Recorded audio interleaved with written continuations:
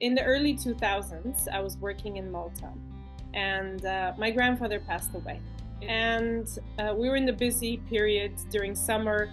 And as soon as I told my boss about the fact that my grandfather passed away, he said, well, if you go to the funeral, you won't have your job when you get back. Wow, the anti-kindness hero. Welcome to the Kindness Factor podcast, sharing life-changing personal stories of the transformational impact of deep kindness. Hosted by Dr. Elia, the happiness doctor, and Randall McNeely, the kindness giver. Thank you for joining us. Good morning, good afternoon, or good evening, wherever you may be. Welcome to another episode of the Kindness Factor podcast. I'm Randall McNeely, known as the kindness giver, joined by my wonderful co-host, Dr. Elia Gourgouris, the happiness doctor. And we are so privileged today to have an amazing lady named Kristina Vaneva, who has been a guest many, many moons ago, once upon a time. She is coming to us from way across the sea in Dubai. I should say it's evening for her there. So thank you so much for Kristina for taking the time to join us. I'm so privileged and I'm so grateful for the second time invitation. And good evening all the way from the UAE, the Middle East, with temperatures of 50 degrees Celsius, which I'm not sure how much that is in That's Fahrenheit. like 120 degrees Fahrenheit. It's a lot. Yeah. It's scorching.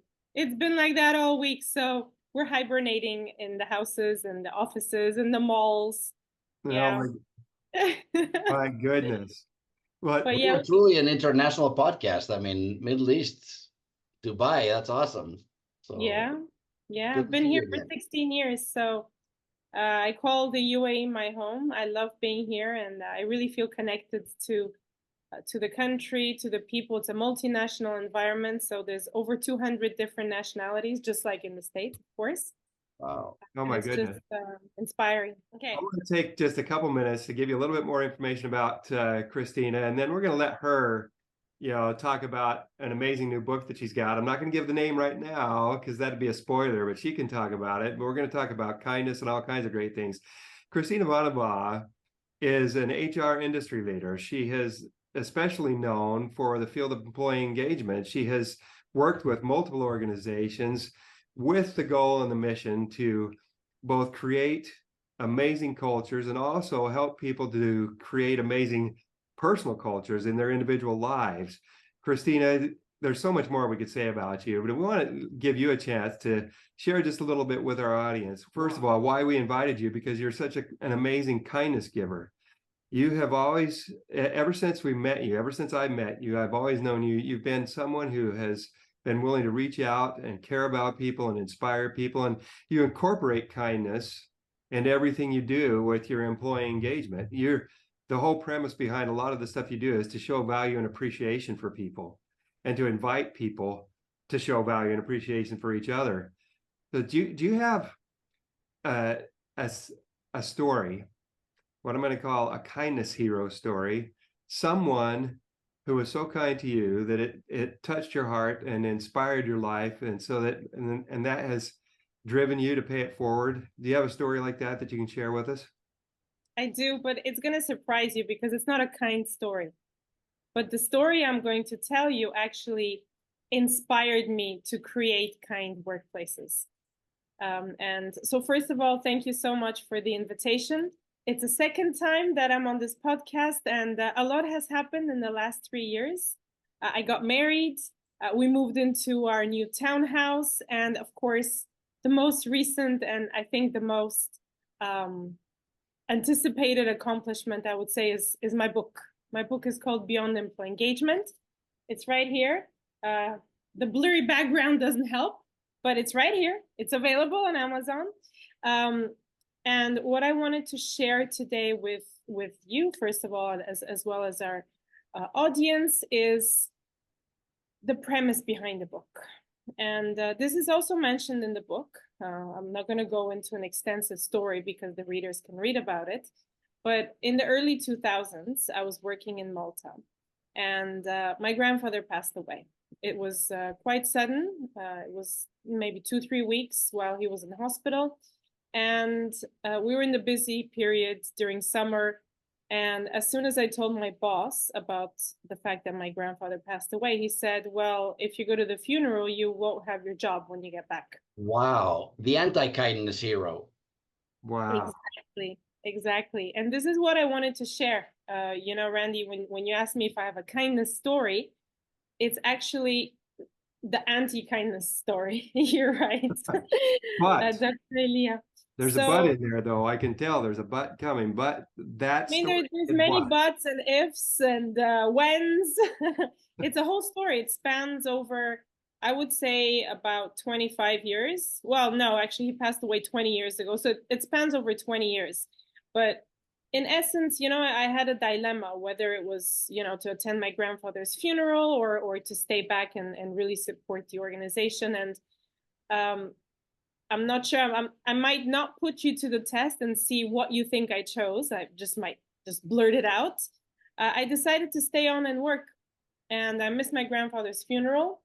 You know, it's been a long time since I felt bad about it. It's you know, it always plays on my heart and my feelings. And my grandfather and my grandmother, my maternal grandparents, played a huge part in my upbringing. I grew up with them in Libya with my mom and dad. There's a lot of their, I would say their, not ethos, but their DNA, not the biological DNA, but everything around about me is stemming from them. It's inspired by them, especially my grandmother as well, who I talk about in the book.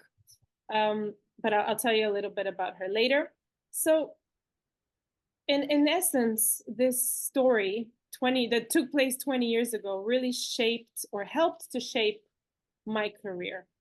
I was working in the entertainment industry and food and beverage at the time. And I took a vow. I said, whenever I start a career in my degree, because I studied communications at the time, I had a bachelor's in communications. Whenever I start my career within the field that I studied and grow in that field, I'm going to make sure that I do my best to positively impact workplaces and to create such daily instances of kindness, of employee engagement, of places where people feel like they matter, where they're heard, where they belong, and they really feel that there is at least one person who's really listening to them and who really cares about them and their stories and their challenges and what they're going through. And so, you know, Kristina, one thing that really stands out so loudly is that no employee in any country, in any industry, in any company should ever have to choose between going to a funeral for a family member that's dear to them or losing their employment. That is just absurd, honestly. You're right. I mean, nobody should ever have that be given that dilemma. That's one of the most terrible things I've ever heard in my life. Yeah. One of the things that though is amazing about you, Kristina, is wow. You know, you had to go through that, right? They put you through that. They put you through that dilemma, and you could have really let it make you bitter, and maybe it did make you angry and upset for a while, but you turned that challenge. You've turned it into stepping stones for something much better.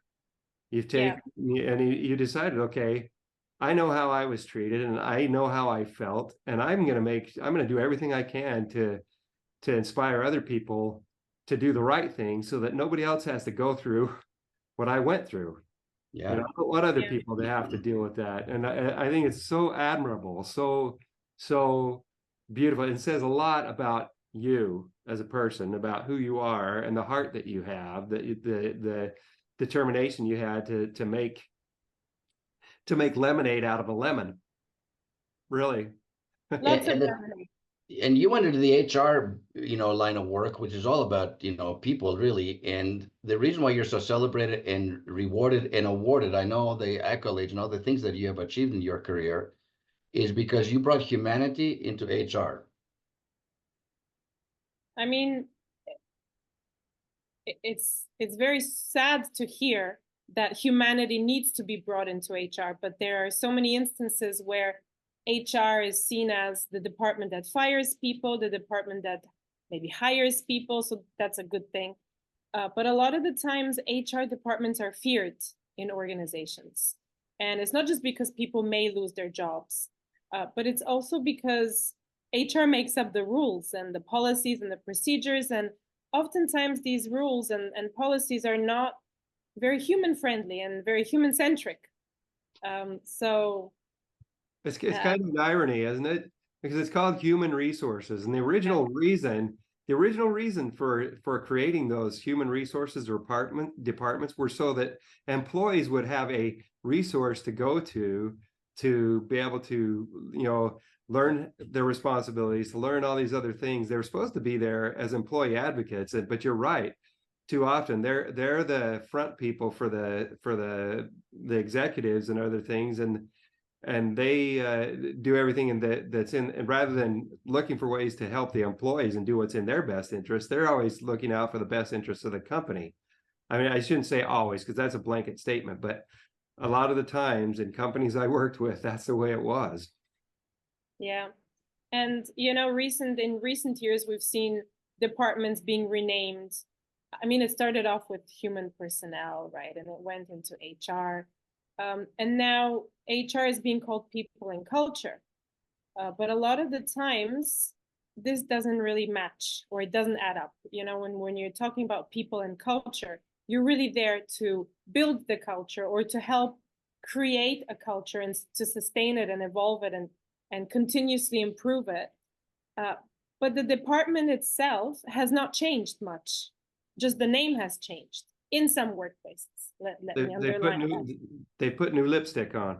Yeah. You know, sometimes they have like a chief heart officer. Well, I mean, that's kind of relatively new, right? To put more of the emphasis on the human aspect of HR. And, you know, and some people actually live up to that role, but others is just a different, you know, you're basically switching chairs around, but the titles are different, but the culture is the same. But you've created amazing cultures in every company you've been in. Like the cultures that you created and it's a direct result of your hard work and your humanity and your heart. So can you speak to that a little bit about how did you get entire big cultures, big companies to change and to have such a beautiful and kind culture in the companies you worked with? I love this question. Before we go there, and I want to keep what Elia just said in mind, but I want to jump back to something really fast. Somewhere in your upbringing, somewhere in your life, you know, you said your grandfather and your grandmother had a big impact on and influence on your upbringing. That influence, that impact must have had some influence on the way that you decided to handle that situation at the hotel. Because I can't imagine that Kristina, the kindness didn't just all of a sudden pop into your heart. I imagine that you already had that in there, and you said, would it be too far-fetched to say that your grandparents had an influence on the kind of person that you are? Hello, my friends. Thank you so much for taking the time to listen today. We sincerely appreciate you. My friends, I firmly believe that every one of us has an inner kindness hero that is just waiting to be released every day. I'd like to give you a pathway for releasing yours. How? By helping us to flood the earth with as much kindness as possible, to create a global kindemic that spreads love, hope, and happiness. Like and subscribe to each of our social media channels listed in the description, and take out a subscription through Buzzsprout for as little as $10 per month. You can help us to continue to spread the kindemic by bringing you great content here and taking our transformative kindness message to a much broader global audience through the Kindness Factor Human Interest series. Release your inner kindness hero today. Thank you for your support. No, not at all. I mean, you start kindness and all your values are being built, I think, even before you're born, but even more so while you're being born, right? I mean, while you're growing up, and if your surroundings continuously give you opportunities to be kind to people, and you then see what your kindness towards others, what it transpires to, and how that affects others. I think as a young child growing up in any country, in any home, these values, whether it's kindness or you know, honesty or authenticity, they really help shape you from a young age and continuously throughout the rest of your life, So especially connected to them. can you think of an experience or two where your grandparents impacted you and how that influences the way you are, the way you interact and build the cultures like Elia was talking about, the way you've done that in your organizations you've worked with? Woo! I would need another 2 hours on this podcast. But something simple. Yeah, so what comes to mind is my grandmother's kindness with animals. And I know we're always talking about kindness with human beings to one another. Kindness. Yeah, so I mean, honestly, she was incredible. She had the biggest heart when it came to humans, of course, but even more so to animals, because you don't see that much amongst the general population, kindness to animals, as much as you see, I think, kindness to humans, I think. So, you know, my memories of my grandmother will always be her coming home from work. And we used to live in a compound in Libya, a gated community. And she would walk from her office down to our house, and it would take, normally, a normal human being would probably take 2 to 3 minutes, but she probably took about half an hour, because she would stop and, you know, interact with all the cats. She had, by the time she came home, she had probably about 10 or 15 cats following her, meowing, waiting for food. And just the love and the kindness that she showed to these cats, to the baby kittens that were being born. I think that had a very, very deep influence on me.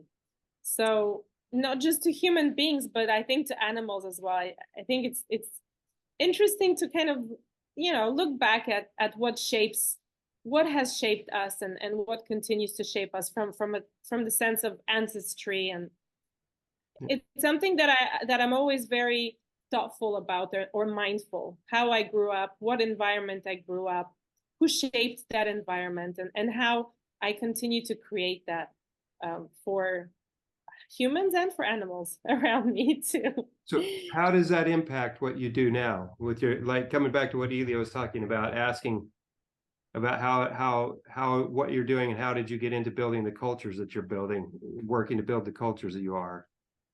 Yeah, and I'm very curious, like specifically, if you have to name, like, what are the top 3 things that you do consistently for the employees, for them to feel valued, seen, loved, even perhaps? What are the, like, your secrets, in essence, that you create those kinds of cultures that you've been so, you know, acknowledged publicly with awards and so on? What are your top 3, would you say?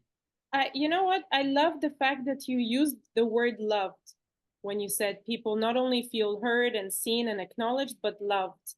And not too many leaders would, or managers, or even supervisors would be in a position to showcase that, maybe because they want to have a little bit of a distance between their employees. But for me, anyone that I work with, so first of all, the secrets, but anyone that I work with, and this goes back to the question of what is your advice about kindness. So my first secret is listen. People love being heard. They love being listened to authentically, as well as with intent to also help or you know, give good advice, not just with the intent of judging.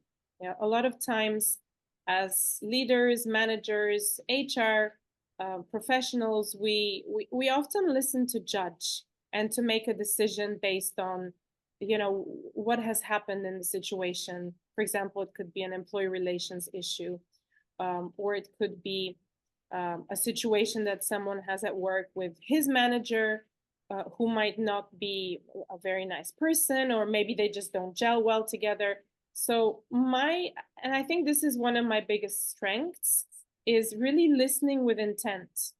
I think listening as a skill is is not well practiced or it's not well taught and it's not underlined enough. Yes, I talk a lot, but I also listen a lot as well, and I listen well.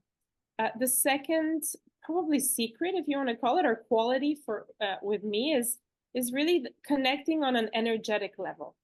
And Can you explain that a little bit more? Yeah. What do you mean by that? So I like to, I mean, without sounding weird, but I like to touch. So I might hug someone or hold their hand or really give them a nice hug.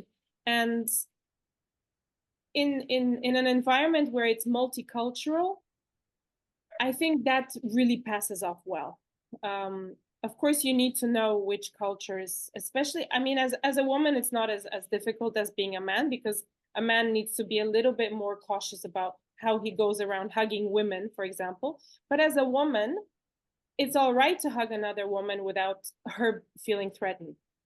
But then we have another case here of hugging a man and him feeling something else, you know, thinking that there might be something else more. But let's put that aside. So it's really connecting on an energetic level. A lot of the times people, when they first meet me, they've never heard of me before, they've never seen me before, and I get this a lot. And I don't realize it because I live with it, right? Their comments are, "Oh my God, your energy is so great. It's wonderful. It's so strong. Your presence in the room is really felt." And I mean, this could be because I'm an outgoing person and I'm an extrovert, but it also could be. I think it's more than that, actually. It's your heart.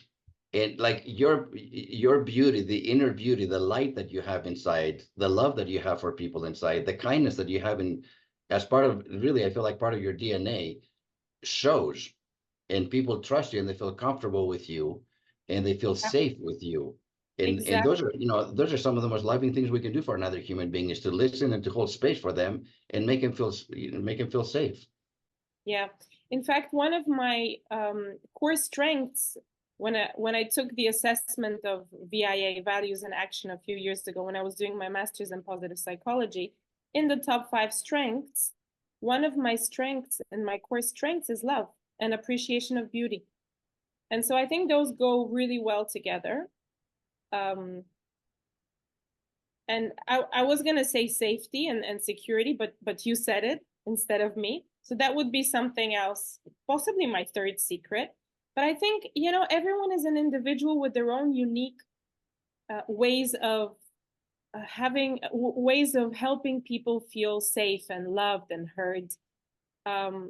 These are just my ingredients, my spices. But I'm sure that everyone who wants to be kind, who wants to make a difference, has their own personal recipe, their own secret recipe, if you call it, to really create a positive impact on people's lives, whether it's personal or. Yeah, you called it your 3 spices, but I think they're universal. Who doesn't want to be listened to with intent and authenticity from somebody else? Who doesn't want to connect on an energetic level with somebody else? And we know physical touch. I mean, we don't need to go to the Harvard studies and what physical touch and hugs do and holding hands do. And then creating a safe space for your employees as an HR leader. I mean, that's the trifecta. Who wouldn't want to be in your presence, Kristina, as a result of that? And the fact that you've been able to push that and implement it in large organizations is not easy. Randy has worked for large companies. I've worked for large companies. That's not an easy thing to do. And the fact that you've done it is kudos to you, honestly. Well, and here's the beautiful thing. Now she's distilled all that wonderful knowledge down into this beautiful book that she's just putting out. It comes out in August, right? It's got, what's it called again? Beyond Employee Engagement. Yes. And it comes out in what day is it going to be fully published? You can pre-order it now on Amazon, by the way. Actually, you can pre-order it on all the platforms. It's available everywhere, and it comes out on 8/8/24. Let's summarize it. The book talks about all the different touch points of the employee journey. And it talks about how anyone in a supervisory position, managerial position, leadership position has the power to create that positive impact. So You don't need to be an HR professional. Anyone that has a team must and is responsible for their employee experience, and so it's a lot beyond. It's beyond work, actually. So we talk about, or I talk about in the book, how the fact that the employee experience affects the customer experience. We all know that. It affects also your investor experience, but it's beyond that. So the employee experience, the experience you have as an employee will affect the experience that your family has, or your loved ones, or your neighbors, your community. And through community, we're talking about society, So I'm talking about the fact that workplaces now, more than ever, have the responsibility to create that employee experience, not just for their employees and their customers, but for society as a whole. I love that. Beautiful. So if our audience wants to connect with you, Kristina, where's the best place to do that? How's the best way to do that? Oh, well, I'm available on many platforms. LinkedIn is one of the places where I'm quite active, but I also have a website. It's beyond-employeeengagement.com. Perhaps we can leave it in the comments as well. Yeah. Oh, yes. You got it. Yeah, and by email as well. My email, I'm reachable. It's on my website as well. But yeah, I would love to hear from anyone who's really wanting to connect and talk about employee engagement and kindness and the employee experience. And I really thank you for the opportunity. And Randy and I are happy to support you and spread the word of when your book comes out on 8/8/24. So you got that. Absolutely. All that information will be in the description. We want to thank you so much for taking the time to join us today. We want to thank our audience for taking the time to join us. And we look forward to another great conversation next week. We want to wish you a wonderful week. Thank you so much for taking the time to join us. And remember, with kindness, everybody wins. And Kristina Vaneva is the perfect example of that. Yep. So thank you, Kristina, for being on our show. My pleasure. Thank you for the invitation.